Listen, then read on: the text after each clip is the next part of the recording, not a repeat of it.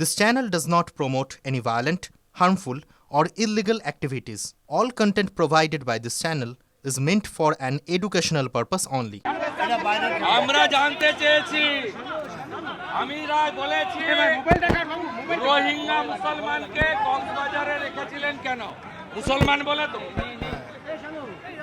Israel গাজার হিন্দুদের বাঁচাতে লড়াই করেছিল তো। আমরাও 100 কোটি হিন্দু বাংলাদেশের 1.5-2 কোটি হিন্দুর জন্য লড়ব। পরিষ্কার কথা।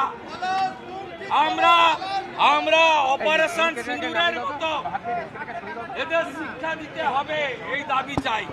বলেছে আমাদের কাছে আত্মসমর্পণ করে 10 জনকে গ্রেফতার করেছে, বলেছে বিচার হবে, জামিন হবে। বলেছে বাংলাদেশ সরকার দায়িত্ব নিয়েছে দীপু চন্দ্র দাসের পরিবার, কিন্তু নন স্টপ চলছে। আমরা সবাই বলবো 100 কোটি হিন্দু আমরা চুপ থাকতে পারি না। বাংলাদেশে হিন্দু রক্ষা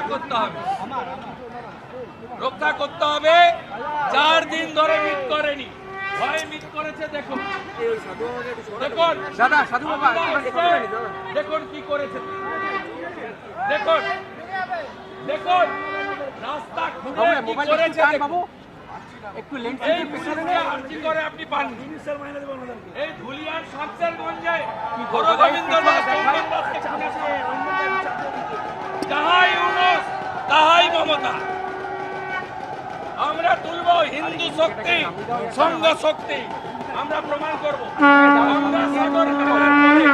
বাবুঘাট থেকে সব সাধুদেরকে সর্বানন্দ প্রভু কৃষ্ণা মাতা এরা নিয়ে আসবেন এখানে।